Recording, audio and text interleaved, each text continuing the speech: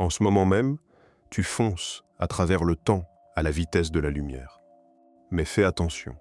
Si même une infime fraction de cette vitesse temporelle vertigineuse fuit dans l'une des dimensions de l'espace, et que tu te trouves au mauvais endroit au mauvais moment, tu vas accélérer rapidement vers ta perte. Tu crois que je plaisante. Je viens de décrire la véritable source de la gravité.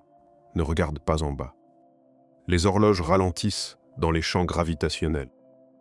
Nos satellites GPS tic-tac plus vite que les horloges au sol d'un facteur d'un milliardième. Ça semble dérisoire, mais c'est suffisant pour décaler leur précision de position de 11 km par jour. 11 km. Chaque jour.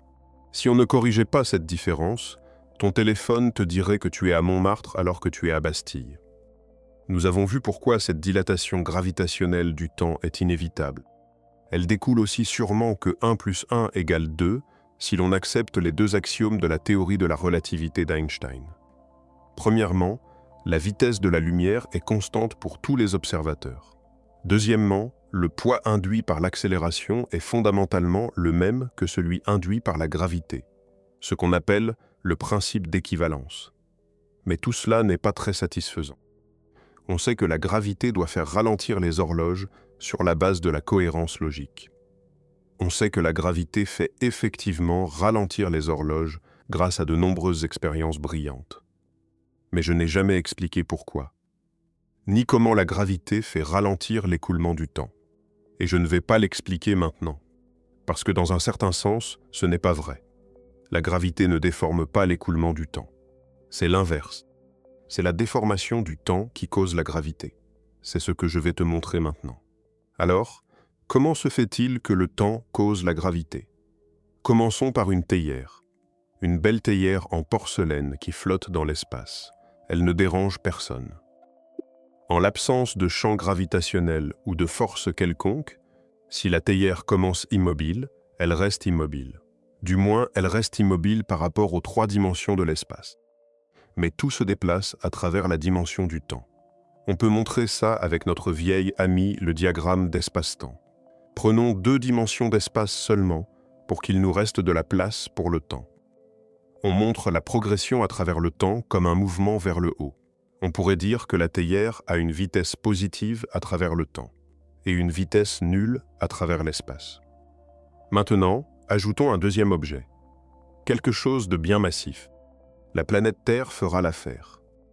On sait que la présence de masse et d'énergie déforme l'espace-temps. Et la partie la plus intense de cette déformation se produit dans le temps. C'est notre dilatation gravitationnelle du temps. Les choses plus proches de la Terre se déplacent à travers le temps plus lentement. On peut montrer ça avec un ensemble d'horloges identiques. Elles tic-tac à mesure qu'elles montent. Les horloges plus proches de la Terre mettent plus longtemps à compléter un tic pour chaque tic d'une horloge éloignée. La vitesse à travers le temps augmente en s'éloignant de la Terre. Si on fait avancer des particules à travers le temps selon ces vitesses, on a cette sensation du temps qui s'écoule en gradient. Des flux plus rapides loin de la Terre, des flux plus lents près d'elle. Un peu comme l'eau au centre d'un ruisseau qui coule plus vite qu'au bord, là où le fond peu profond freine l'écoulement. C'est presque comme si la masse de la Terre créait une résistance sur le flux du temps autour d'elle. Pense aux gaves de Pau qui descend des Pyrénées. L'eau au milieu file. L'eau sur les bords traîne contre les rochers. Le temps fait exactement la même chose autour d'un corps massif. Il coule vite loin de la masse, il traîne près d'elle. Alors, que se passe-t-il pour un objet qui se trouve dans ce courant de temps? Les parties plus éloignées de la Terre vieillissent plus vite, n'est-ce pas? Oui, mais ce n'est pas tout. On peut penser à n'importe quel objet comme étant composé de nombreuses petites horloges. Chaque atome, chaque particule subatomique qui essaie de tic-taquer à son propre rythme. Et chacune de ces horloges a un vecteur de vitesse dans le temps. Alors, quelle est la vitesse temporelle de l'objet entier? Dans la relativité d'Einstein, il faut se rappeler que le temps et l'espace ne sont pas indépendants l'un de l'autre. Les objets n'ont pas juste une vitesse à travers l'espace ou à travers le temps. Ils ont une vitesse à travers l'espace-temps. On appelle ça leur quadrivitesse. Et c'est ici que l'histoire prend un tournant fascinant. Pour y arriver, quittons notre théière un instant et parlons de bateaux. Imagine deux bateaux sur un vrai cours d'eau. Un près du bord se déplace lentement. Un près du centre se déplace rapidement. Le batelier lent tend une rame que le batelier rapide attrape. Que se passe-t-il? L'instinct nous dit que le bateau rapide est tiré vers la rive. On peut penser aux deux objets comme devenant un seul objet. Et la différence de vitesse sur sa longueur crée un couple qui fait tourner le vecteur de vitesse globale vers la rive. C'est la même chose avec la quadrivitesse d'un objet dans un champ gravitationnel. Le gradient de vitesse fait que la quadrivitesse globale de l'objet est tournée. Tous les vecteurs de quadrivitesse individuels commencent par être purement dans le temps. Mais la somme est tournée partiellement vers l'espace. Et elle est toujours tournée dans la direction du flux décroissant. Ce qui, dans un champ gravitationnel, est vers le bas. Voilà le mouvement de n'importe quel objet dans un champ gravitationnel. Il acquiert progressivement de la vitesse dans la direction du bas. Il accélère. Et il paie cette accélération en perdant de la vitesse, en décélérant dans la direction du temps. Il y a une certaine manière d'interpréter les mathématiques de la relativité qui dit que tout voyage à la vitesse de la lumière. La lumière voyage à la vitesse de la lumière à travers l'espace, évidemment. Et on sait que rien de massif ne peut atteindre cette vitesse en voyageant à travers l'espace. Mais si on interprète le temps comme une dimension semblable à l'espace, alors une masse stationnaire se déplace réellement à la vitesse la plus rapide possible dans la direction temporelle. C'est une idée qu'on peut approfondir une autre fois. Pour l'instant, acceptons-la. La quadrivitesse d'un objet massif est pointée presque entièrement dans la direction du temps. D'un autre côté, la lumière elle-même voyage à la vitesse de la lumière à travers l'espace uniquement, et pas du tout à travers le temps. L'horloge d'un photon est gelée. On pourrait imaginer que sa quadrivitesse est entièrement tournée hors de la direction du temps vers l'espace. Bien que techniquement, les photons et les autres particules sans masse n'ont pas de quadrivitesse au sens propre. Parce que la quadrivitesse est définie selon le tic-tac de ta propre horloge, ton temps propre. Et le temps propre d'un photon est 0. Dans cette image, un objet en chute libre échange une partie de son énorme vitesse à travers le temps contre une petite vitesse à travers l'espace. Pour nous, ce taux de change semble favorable pour l'espace. Une théière gagne une chute rapide vers sa perte en échange d'un ralentissement imperceptible de son horloge. On voit le même taux de change favorable quand on essaie de convertir de la masse en énergie via l'équation la plus célèbre d'Einstein. E égale mc². La vitesse de la lumière est le taux de change. Et la vitesse de la lumière est très grande. Alors, est-ce que c'est tout? Comprenons-nous maintenant parfaitement la source de la gravité? Pas si vite. Cela soulève des questions épineuses. Qu'en est-il d'une particule sans taille, les particules supposément ponctuelles, les électrons, les quarks, etc. En fait, rien n'occupe véritablement une position unique et parfaitement définie dans l'espace. L'incertitude quantique signifie que tout est toujours à plusieurs endroits à la fois, et donc subit le gradient du flux temporel. Mais en fait, la relativité générale n'a pas besoin de la mécanique quantique pour expliquer la gravité. Il suffit d'imaginer des horloges séparées de manière infinitésimale et on a toujours notre gradient temporel. L'autre question épineuse concerne la lumière elle-même. Si les photons sont déjà entièrement tournés dans la direction spatiale, comment se fait-il qu'ils soient aussi affectés par les champs gravitationnels? Ils n'ont pas de vitesse à travers le temps à échanger. Mais la lumière se courbe bel et bien dans un champ gravitationnel. Les astronomes le voient tout le temps dans l'effet qu'on appelle la lentille gravitationnelle. Et c'est ici qu'il faut s'arrêter un instant sur l'histoire. Car cette courbure de la lumière par la gravité est l'une des prédictions les plus spectaculaires de la relativité générale. Et sa confirmation est l'un des moments les plus dramatiques de toute l'histoire des sciences. Le 29 mai 1919, une éclipse totale de soleil. 2 expéditions sont organisées pour tester la prédiction d'Einstein. L'une au Brésil, l'autre sur l'île de Principe, au large de l'Afrique de l'Ouest. L'astronome britannique Arthur Eddington photographie les étoiles proches du bord du Soleil pendant l'éclipse. Si Einstein a raison, la masse du Soleil courbe l'espace-temps autour de lui, et la lumière des étoiles lointaines doit être légèrement déviée. Les résultats sont annoncés en novembre 1919 à la Royal Society de Londres. La lumière a bien été déviée, exactement comme Einstein l'avait prédit. Le lendemain, les journaux du monde entier titrent « Un homme a bouleversé notre compréhension de l'univers ». Mais ce que peu de gens savent, c'est que la question de la courbure de la lumière par la gravité avait été posée bien avant Einstein, par un Français, Pierre-Simon de Laplace. En 1796, dans son exposition du système du monde, Laplace avait déjà envisagé l'idée qu'un corps assez massif pourrait empêcher la lumière de s'échapper. Il avait calculé la masse nécessaire pour qu'un astre retienne sa propre lumière. C'était, en un sens, la première description théorique de ce qu'on appellera plus tard un trou noir. Bien avant Schwarzschild. Bien avant le terme même inventé par Wheeler. Laplace ne disposait pas de la relativité générale. Il raisonnait dans le cadre de la mécanique newtonienne et de la théorie corpusculaire de la lumière. Mais l'intuition était là. L'idée que la gravité et la lumière sont liées d'une manière profonde, que la masse affecte non seulement la matière, mais aussi la lumière elle-même. Einstein a fourni le cadre théorique exact. Mais la question fondamentale, avait été posée à Paris plus d'un siècle avant Eddington. Revenons à notre problème. Les photons n'ont pas de vitesse à travers le temps à échanger, et pourtant ils sont affectés par la gravité. En fait, les trajectoires imaginaires des rayons lumineux ont été l'un des outils les plus importants qui ont aidé Einstein à développer à la fois la relativité restreinte et la relativité générale. Il faut donc comprendre l'effet de la gravité sur le trajet de la lumière, et c'est ici que le sujet s'approfondit encore. Pour le faire, il faut changer de perspective de deux manières qui tordent l'esprit, pour voir comment le flux du temps détermine le trajet même des particules sans temps. Et avec ces nouvelles perspectives, on obtient une nouvelle compréhension de la source de la gravité, qui semble étrangement en contradiction avec tout ce que je viens de dire, et qui est pourtant simultanément tout aussi correcte. Mais avant d'y arriver, il faut laisser décanter ce qu'on vient de parcourir. Parce que ce qu'on vient de traverser n'est pas un concept anodin. C'est un renversement complet de la hiérarchie que tu avais dans la tête.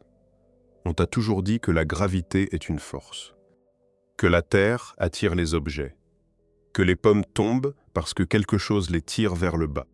Newton le décrivait comme une force agissant à distance, instantanément, mystérieusement. Et cette image, cette métaphore de la force invisible qui tire, est si profondément ancrée dans notre intuition qu'elle semble être la réalité elle-même. Mais ce qu'on vient de voir dit le contraire. Il n'y a pas de force qui tire. Il n'y a pas de corde invisible tendue entre la Terre et la théière. Il n'y a qu'un gradient dans l'écoulement du temps. Un déséquilibre, une différence de rythme entre le haut et le bas. Et cette différence, cette asymétrie, dans la manière dont le temps s'écoule autour d'un corps massif, suffit à faire tourner le vecteur de vitesse d'un objet de la direction temporelle vers la direction spatiale. La théière ne tombe pas parce que quelque chose la tire. Elle tombe parce que le temps coule plus lentement près de la Terre qu'au-dessus d'elle. Et cette différence fait pivoter sa trajectoire dans l'espace-temps. L'objet ne change même pas de vitesse au sens profond du terme. Il voyage toujours à la vitesse de la lumière à travers l'espace-temps. Il convertit simplement sa vitesse temporelle en vitesse spatiale, comme un bateau dont la proue est tournée par le courant. Et tu sais ce qui est le plus étonnant dans tout cela. Tu n'as jamais senti la gravité. Quand tu es debout sur le sol, tu as l'impression de sentir la gravité. Tu sens ton poids, tu sens la pression sous tes pieds. Mais ce que tu sens réellement, c'est le sol qui t'empêche de suivre ta trajectoire naturelle dans l'espace-temps. Si le sol disparaissait et que tu tombais en chute libre, tu ne sentirais rien du tout. C'est exactement ce que vivent les astronautes dans la station spatiale. Ils ne sont pas hors de portée de la gravité terrestre. Ils sont en chute libre permanente. Et parce qu'ils suivent la courbure naturelle de l'espace-temps, ils ne ressentent aucune force. Ce que tu appelles gravité n'est pas une force, c'est le chemin naturel à travers un espace-temps courbé. Et la seule raison pour laquelle tu sens quelque chose sous tes pieds en ce moment, c'est que le sol t'empêche de suivre ce chemin. Le sol te pousse vers le haut. C'est ça que tu sens. Pas la gravité qui te tire vers le bas. Pense à ce que cela signifie. Quand Newton s'asseyait sous son pommier, Si l'anecdote est vraie et qu'il voyait la pomme tomber, il se posait la bonne question. Pourquoi la pomme tombe-t-elle? Mais sa réponse, la force gravitationnelle, n'était qu'une description, pas une explication. Einstein, 2 siècles plus tard, a fourni l'explication. La pomme ne tombe pas parce qu'une force l'attire. Elle tombe parce que l'espace-temps autour de la Terre est courbé. Et la trajectoire la plus naturelle, la plus directe, la plus économe dans cet espace-temps courbé, est celle qui mène vers le sol. La pomme suit la ligne la plus droite possible dans un espace qui n'est pas droit. En géométrie, on appelle ça une géodésique. Et les géodésiques dans un espace-temps courbé par la masse ne sont pas des lignes droites au sens ordinaire. Ce sont des courbes, des spirales, des chutes. La pomme ne tombe pas. Elle suit la géométrie. Et cette géométrie, cette courbure de l'espace-temps qui dicte la trajectoire de la pomme, du satellite, de la planète et même de la lumière, est produite par quoi? Par le gradient du flux temporel. Par le fait que le temps coule plus lentement près de la masse que loin d'elle. Le temps crée la géométrie.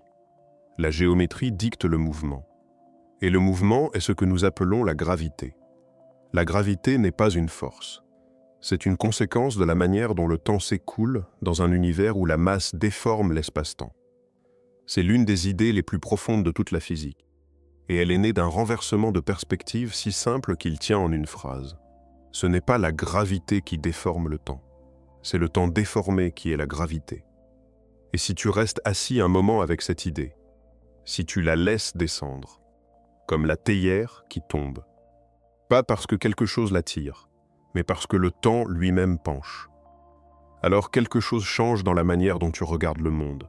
Tu regardes le sol sous tes pieds. Et tu réalises qu'il ne te soutient pas contre une force. Il te soutient contre la géométrie.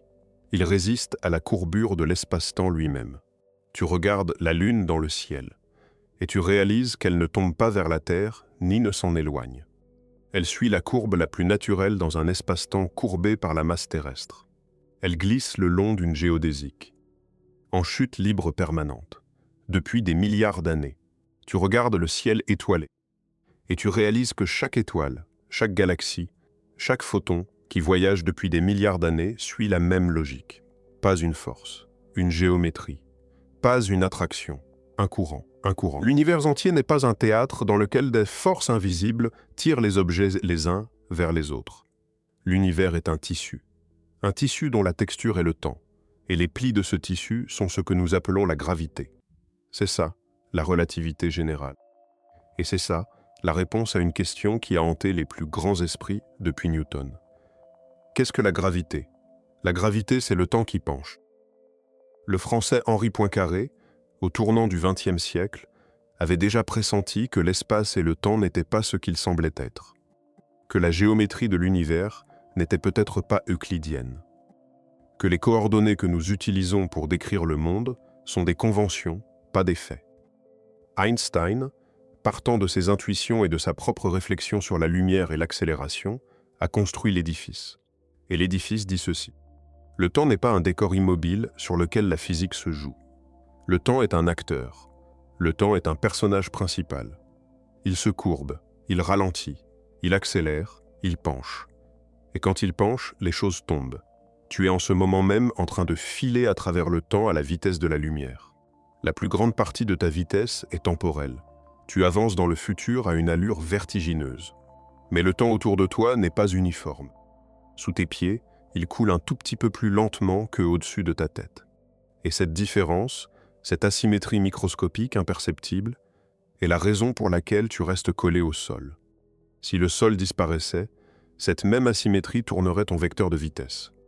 Doucement, de la direction temporelle vers la direction spatiale. Et tu tomberais, non pas parce qu'une force te tirerait, mais parce que le temps lui-même, en coulant de manière inégale autour de toi, ferait pivoter ta trajectoire vers le centre de la Terre. Tu tomberais à cause de la forme du temps. Et chaque objet dans l'univers fait exactement la même chose. Chaque pomme, chaque lune, chaque galaxie, chaque photon qui se courbe en passant près d'une étoile. Tout suit le temps, tout obéit à sa géométrie, tout tombe le long de ses pentes. La gravité n'est pas une force, c'est la pente du temps. Et nous sommes tous, en ce moment même, en train de glisser.